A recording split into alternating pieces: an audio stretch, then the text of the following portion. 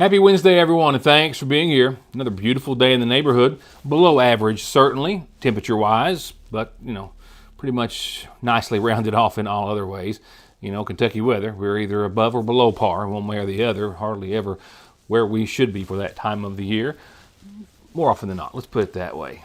We're going to see subpar temperatures for the next several days, and in fact, updates just obtained here and confirmed with the National Weather Service have us below 30 on at least one night during your 7-day.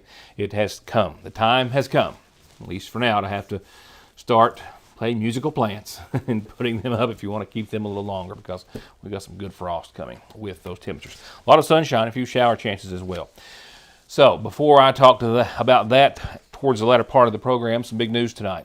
In my opinion, it is one of the most important announcements that we've been able to share with you, made last night by Judge Executive Matt Wireman during the fiscal court meeting in regards to the Sayersville Nursing and Rehabilitation Center's future here in McGoffin County.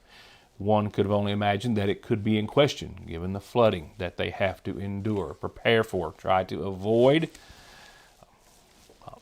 How many times over how many years have we had to evacuate the facility? Well, it's not going anywhere out of the county. And I'll have more on that in just a few seconds. Also, some good updates for you in regards to park projects and other things as well. I will, however, start right after a quick break as I'm just awaiting a return call from McGoffin County Sheriff's Deputy Donovan Watson in regards to a structure fire last night. He was actually the first one to arrive.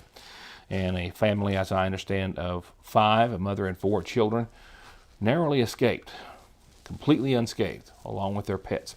And I'll pick it up with that report right after this.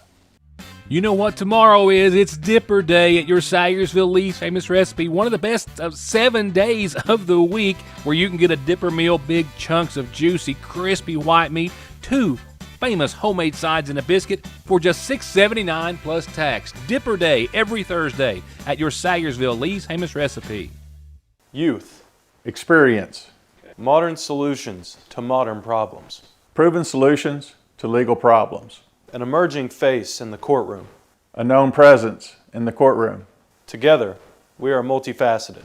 Together, we will do right by you. If you are having any legal issues at all, just relax and call Max. If a car wreck is causing you pain, just pick up the phone and call Donald Wayne.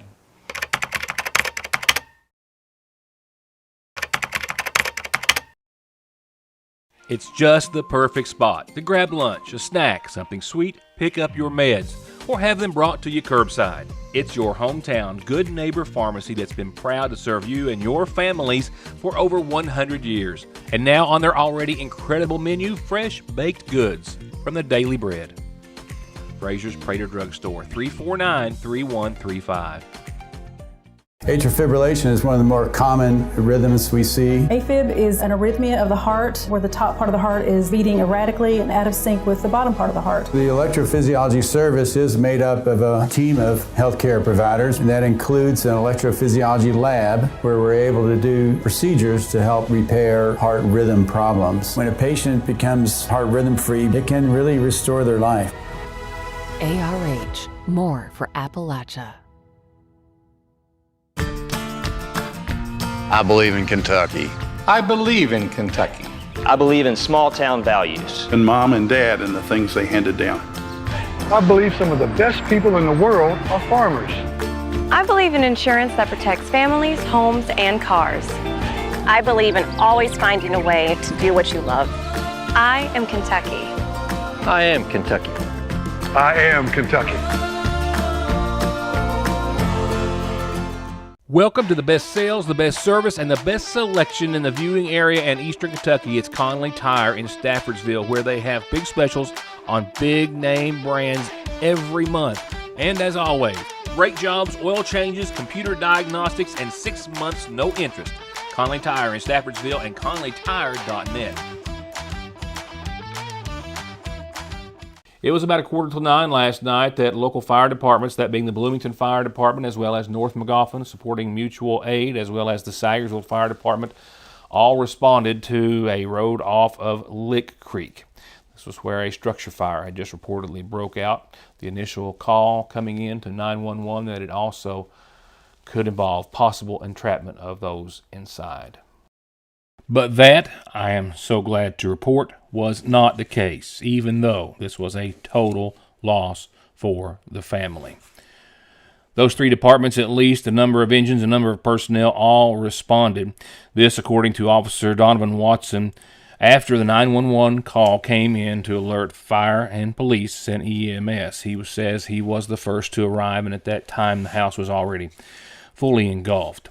And at that time, the mother and 4 children who lived there were already at their grandparents' home, the children's grandparents' home nearby. It was there that they were checked out by Patriot Ambulance and EMS, and all cleared and all virtually unscathed, from what I understand. The pets in the home as well made it out. However, the home is a complete loss. Watson says that the mother told the fire personnel and the deputy that a daughter had gotten up and said, "Mommy, smoke." And at that time, the bedroom door was open, and just a burst of air gave an already raging fire more fuel, and it quickly engulfed the entire residence, described as taking only a matter of a few minutes.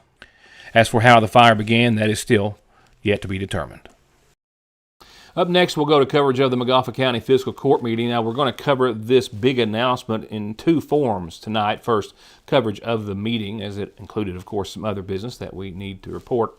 And then after a community calendar announcement or 2, I'll be back with Judge Executive Matt Wireman, and he'll give us some more details on tomorrow's groundbreaking for a new Sagersville Nursing and Rehabilitation Center. I can't say it without smiling, here in McGoffin County. That is tomorrow. Keep that in mind. That's how quickly this is moving. It's been happening for a while, and I'm so glad to be able to report it tonight. With that said, let's begin with coverage of last night's fiscal court. Early on, Deputy Judge Kevin Howard gave an update on parks and on roads, talking about the Ramey Park specifically. First, the tennis court and what will be the new pickleball courts have been resurfaced, and they're ready to proceed with that project. More on that in a moment. Also, that they just completed, as of that day, blacktopping of the old library site behind or around the community center, which is now ready for parking as of this morning. Much needed parking, mind you. He also announced that the horse park has seen its last show for the season, and they're getting ready to winterize it and get ready for next year. It's been another successful year for the McGoffin County Horse Park. He also said they had just completed blacktopping some gravel sections of Rock House and East Lick Branch, and that there were several other roads being resurfaced in McGoffin County, an updated list to come later, those hoping to be completed by this Friday. Eric Ratliff of the Big Sandy Ad Board was there for several resolutions pertaining to the water line projects in 542, 1502, and 542, saying that digging should start by early spring for at least one of the areas. And I'll have more on that in just a few seconds as well. And then there was big news from Judge Executive Matt Wireman in regards to the Sagersville Nursing and Rehabilitation Center moving but not leaving McGoffin County. We're going to do a groundbreaking. That's going to be the new site for a new nursing home. And the both owners are flying in. They'll be here Thursday. And anyone wants to attend, they're welcome to attend. I think this is a great thing for our community. It's a great thing for our seniors and those folks that need that facility, getting it out of that floodway, and so that when we have floods, we don't have to worry about making sure that those folks are transferred out. There has been a question about, well, what happens to that building? Well, it's not been confirmed, but it has been discussed that they may be repurposing that building for some type of assisted living facility, where if it does water get up, that those folks will be able to get out on their own. And if that's the case, then that's going to create more jobs here and more availability of services for that kind of stuff for here. So I think this is always a good thing for our community, and we've been waiting to announce that for quite a while. But going back and forth with the ownership in New York and trying to get an agreed lease agreement and with a purchase option in it, and getting all the legalese between Kentucky and New York, and just a lot of different things. It's taking a little bit of time, but we're happy to announce that we're going to be doing that on Thursday. And Judge Wireman will be with us to tell us more in just a few moments about the big news. Right now, here's some big announcements. They always are, right, on tonight's McGoffin Farm Bureau calendar. A reminder for all Title I parents, there's a parent meeting coming up at the McGoffin County Schools. This is a family invitation for parents, grandparents, guardians, encouraged to attend. So together we can help every child succeed. They're going to talk about how Title I funds support our schools, how school goals are set for students, what they are, and ways you can be involved in making a difference. This is going to be tomorrow, 12 till 2 at the McGoffin County Health Department. At the health department. And that will be for all Title I parents and families for a family invitation. Again, this is tomorrow at the health department from noon until 2. Now, every evening and night, all the way through Halloween. Halloween Town is open 7 days a week, 4 to 10 nightly at the Gardner Farm on the Ivy Point. Watch yourself if you're out taking a stroll. A lot of trip hazards, wires, things to keep everything anchored down and as fun and festive and a bit scary and spooky as it is, just a little bit. The McGoffin County Beekeepers Association is meeting this coming Monday, 6 o'clock with Jim Koss. They asked that members please bring a dessert. They're going to have a great meeting. If you want to learn more about beekeeping or the Beekeepers Association, they would love to have you at the Extension Service. And the McGoffin County Health Department is hosting a dementia community meeting. Your hostess will be Kathy Hembry, and this is going to be next Tuesday from 11:30 to 1. Dementia affects so many families and family members, and they would like to have your input and you to have theirs. From there, we'll go on to funeral service announcements this evening. First, a reminder of services to be held tomorrow, starting at 1, for 77-year-old Candace Sue Gardner Jenkins of Sagersville, who passed away Monday.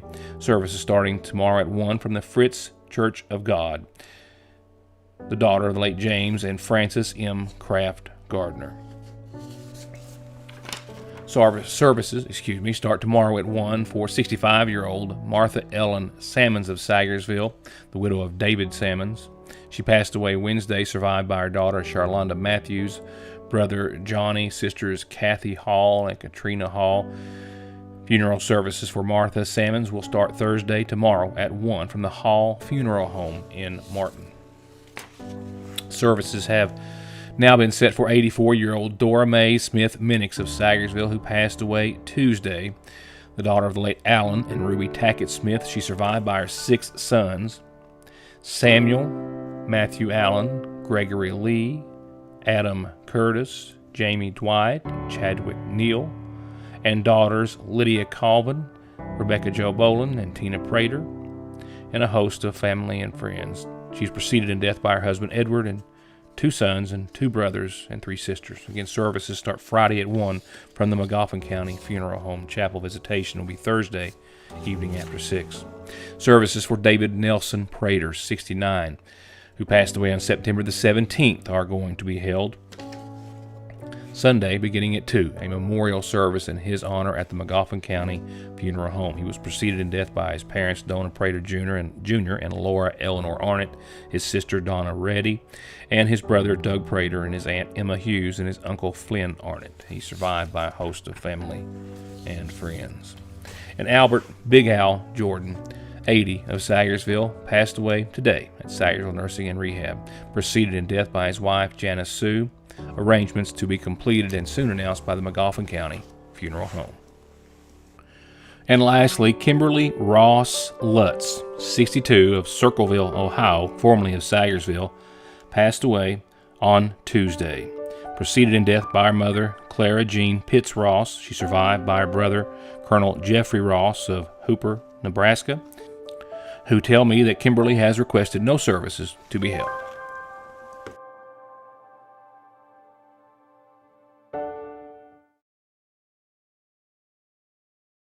Don't let the colors and shades and styles of the season escape. New must-see arrivals are at the Seasonal Shop. Already famous for their most cozy of home decor, and now for ladies' fashions too. Business, casual, a night out, they have you taken care of. And when it comes to a night in, the shop has gone all in on their sleepwear selections that are even more comfortable than they are already classic. And don't forget bridal and baby registry at the shop, the Seasonal Shop in downtown Sagersville. SMB is proud to stand with you with what might be your very first and definitely last checking, savings, retirement, even Christmas Club account. along with consumer, auto, mortgage, business loans that you can easily manage from anywhere in the world with safe, secure mobile and online banking that comes from over 120 years of commitment to your financial life and well-being. Today, tomorrow, and forever. Salyersville National. One name, one call, one ultimate solution to your heating and cooling, sales, 24-hour service, and installation for home, commercial, boilers, chillers, and VRF systems. With over 15 years of experience and now based right here in the viewing area, Ultimate Air, 496-6651. For whatever reason, if your working days are over, don't do anything before you meet Grover. Social Security, disability, SSI, work injuries, wear and tear, and hearing loss. 888-9-GROVER. As cold and flu season approaches, there's another respiratory illness you should watch for: pneumonia. Like the flu, pneumonia can cause serious health risks and be life-threatening. If you have any questions about how to keep yourself and your loved ones safe and healthy, need over-the-counter relief for any symptoms, or want to keep your immune system at its best, stop by Parkway Pharmacy in Salyersville. I love working in the coal mines, even though it was hard work. But if you suspect you have black lung, you can't work anymore. You'll find out that filing for benefits is hard too. I had friends who give up after years of trying. If it hadn't been for Big Sandy Healthcare, I wouldn't even try myself. If you think you have black lung, call Big Sandy Healthcare and get the help you deserve. Johnson Central High School stands alone in providing the most college and career programs of study in one building throughout the entire state of Kentucky. This includes pathways in everything from the medical field to engineering, telemedia, welding, agriculture, and even aviation. And that's just to name a few of the 32 different choices. Work has also been started on a brand new state-of-the-art high school. So now is the time for your child to experience the power of opportunities in Johnson County School. Judge Executive Matt Wireman and I met earlier this afternoon on a windy afternoon it was in the Ramey Park. He was there surveying some recent resurfacing for a few projects that are still ongoing in the Ramey Park. And it was there that we spoke about those, as well as, first and foremost, we'll begin with the announcement that, of course, he made during last night's meeting about tomorrow's groundbreaking for a all-new facility that will house the Salyersville Nursing and Rehabilitation Center. Yeah, it's one of the things that ever since I've been judge, we discussed with the ownership of the Salyersville Nursing and Rehabilitation Center. They flew in from New York early on in my first term, and we had discussions, and then COVID hit and it kind of backed off for a little while. But with the continued flooding and having to move the patients and putting them under all that stress, the owners contacted me a few months ago and said we need a spot. And you know, we have our industrial park full now because they initially wanted to go there. And this spot's been down here across from the horse park, I guess for decades. And they looked at it, they liked it, and so we've been able to work all that out. So it's been a long, slow process, but I think that we're finally going to see that come to fruition. And that groundbreaking again tomorrow on 460 down before you get to North Magoffin at 1 o'clock, a huge day in the history of Magoffin County, in my opinion. And I don't think anyone could disagree with that. And as well, knowing that the current Salyersville Nursing and Rehabilitation Facility could be utilized for some sort of assisted living or something of that nature, well, it's just a wonderful opportunity. Can't wait to talk to the owners to find out about their deciding to stick with Magoffin County. Now, on to other business covered. As I told you earlier in coverage of the fiscal court meeting last night, it's still onward with a number of water projects, which they hope to have all of the red tape done with or nearly done with, and actually see some pipes going in the ground in just a few months, which is early next year. We passed some resolutions last night at the fiscal court meeting regarding the CDBG, that's Community Development Block Grant. The water project that's on 1502, 542, and Kentucky 378, that project is multiple pots of money that I've been able to piece together over the past 5-7 years. And what it is, there's what's called cleaner water, and there's two portions of that in there that's a little over $1 million. Then we was able to get a $1.25 million in community development block grant. But there's so many things that we have to do, and we've had that since we got awarded that in August of 24, and we've got everything in place now. So hopefully they'll release the money in the coming weeks. So that project, we're hoping that the phase 1 part of it will occur in the coming months, meaning that it'll be designed, bid out, and lines start going in the ground by early spring. And now for the before-mentioned reason that we actually met in the Ramey Park in the first place, the judge was surveying some recent blacktopping, just finished today, this resurfacing, which will be the new tennis court and pickleball courts, which will be coming very, very soon. This in addition to just standing and taking a look around at the Ramey Park and all the investments that the county has made in the past few years, new shelters, the nearly $1 million in state-of-the-art lighting for all of the ball fields, that to the new nearly $500,000 or so playground, which is as well, I guess we can consider state-of-the-art. It is first class, perhaps is a better way to put it. But you go from that to the parking area, the picnic area around it, to the Veterans Monument, to the repairs that have been done at the Ramey Pool and everything else. It adds up to about $2 million that's been invested by the county in the Ramey Park, and just the Ramey Park alone, not counting other parks, in just the past couple of years or so. Behind us, what you see is the second part of the piecing together of the funds to redo the tennis courts down here, converting a major portion of them into pickleball courts. But we are going to have a tennis court here too. We've got all the designs, we got the request for proposals put together. We just got to make sure that we got the funding available, and we're probably going to have to use single line item cost severance money for that. But as you heard last night at the meeting, we're using portions of that to start extending our county roads that are paved onto gravel surfaces, and that's going to be a long, slow process too. One of the things, I think there's an article that came out a couple of weeks ago about county governments struggling with their road system because the money's not grown any, but the cost had doubled. You know, when I took office, paving a mile of blacktop, repaving a mile was about $90,000, and now it's about $150,000. From there, we'll go on to a full-blown frost advisory in effect from 4 o'clock till 9 a.m. That's 4 a.m. to 9 a.m. Thursday. That is overnight. That is in the morning. And a freeze watch is already in effect for late Thursday night through Friday morning. And the following 7-day explains why, and why it's time to start playing musical plants if you want to keep them. We started off this morning here in downtown Sagersville, at least at a little over 38 degrees. So it was chilly, but not as chilly as what lies ahead. I don't mean to sound excited about it. My apologies if I do. West winds tonight, 5 to 8. Right now, 4 miles per hour if you're catching the early show. Biggest gust in downtown today was 24 miles an hour, and better than that, of course, out in some unsheltered areas, if you will, where the buildings aren't kind of shielding us down here.